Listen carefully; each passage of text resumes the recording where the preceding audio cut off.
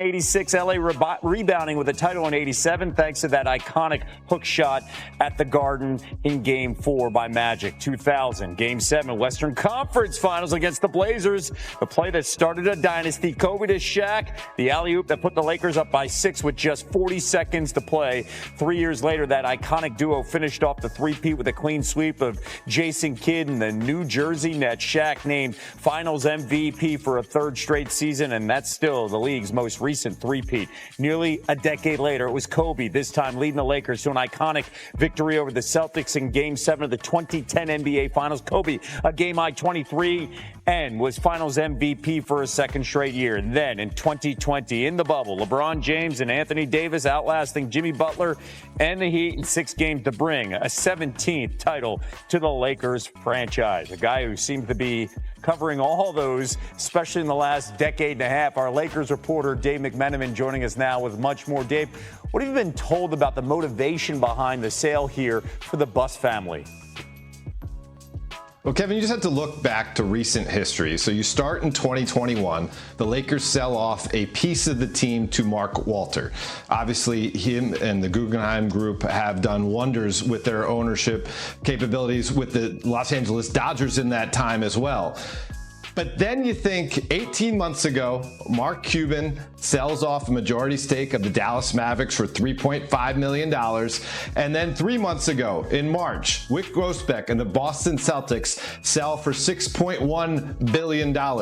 Both Cuban and Grousbeck are two of the closest confidants that Jeannie Buss has had in her time as the governor of the Lakers. And certainly, you know, those conversations have been shared. So it's kind of a case of getting out while the getting's good. And obviously, the thing we'll have to be watching out for is the way things went for Cuban on the back end of that sale. Maybe Jeannie Buss could have learned some lessons there, and we'll get some things in writing in terms of her governorship moving forward with the team. By the way, you said getting out when the getting's good. It's never been better at $10 billion. That's nearly $4 billion more than what the Celtics just recently sold for. You've spoken to people within the organization since this news broke. What's been their reaction? Well, let's just start. There is still some uncertainty how things will go. What will the transition period look like? Will people like Lon Rosen, who's Magic Johnson's longtime agent, who works for the Dodgers, who has a long-standing history with the Lakers and Jeannie Buss, will he come over and help ease that transition? What will become of Joey Buss, who has a prominent role with the Lakers G League franchise, the South Bay Lakers, or Jesse Buss, who's really the head of scouting for this organization and is right now in the throes of getting this team prepared for next week's NBA draft. Some uncertainty around those things. I'm told, that one person that this decision to sell the team has no bearing on his decision moving forward with the Lakers is LeBron James. He still has a decision at the end of the month to decide to whether to opt in for next year's contract worth about $56 million or opt out and become a free agent. This decision by the Lakers to sell the team has no bearing on where LeBron is going to choose to go next year. And again, we've been given no indication thus far that LeBron won't be a Laker next season. And if we get the decision, I'm sure you will have that covered. Again, the Buss family selling the Lakers after 46 seasons of ownership for a reported $10 billion, the highest amount for a pro sports franchise in the history of the world. And I'm not over-exaggerating when I say that. That just gives you context. Dave McMenamin with the latest. Just right now, and Shams, the Lakers, they made history today, and they didn't even play. What did they do? Kevin, the Los Angeles Lakers current ownership, the Buss family, is entering an agreement to sell the iconic 17-time champion Los Angeles Lakers to Mark Walter, the Dodgers' current owner, for a valuation of approximately $10 billion.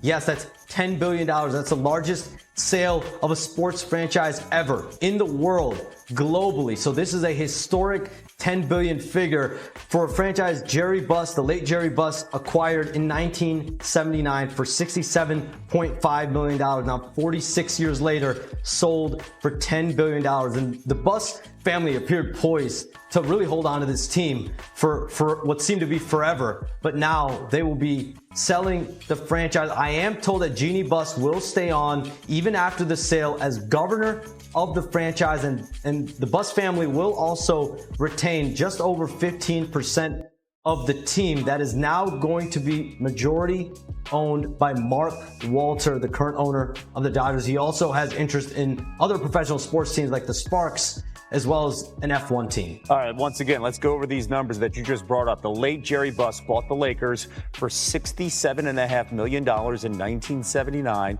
Today, his family is selling the LA Lakers for $10 billion. That is the largest sale of a pro sports franchise in the world. Now, all this news is coming after the Celtics sale just recently for a record of over $6 billion. What's the reasoning behind this sale for the Buss family? Kevin, 10 billion reasons why. And like I said, the Jeannie Buss and the Buss family seemed like they were poised to keep this team forever. And there are two executives there, actually, that are Buss family members. It's the Buss brothers, Joey and Jesse Buss, that are known in NBA circles as really rising executives in that front office, even as part of ownership. So for the family to now sell for $10 billion, it's an astronomical figure. It's something that, of course, is now going to set an immensely high bar. You think about it, they're the largest sold franchise in sports history in the world, and that includes soccer teams, football, or should I say football teams abroad. That includes NBA teams, MLB teams, anything in the world. $10 billion. 10 billion reasons why, Kevin. Yeah. And for some perspective, like you mentioned, how about a team like the Dallas Cowboys or the New York Yankees, iconic, franchises in American pro sports, and now you have the Lakers selling for $10 billion. Shams Charania with that breaking news as the Lakers make history today.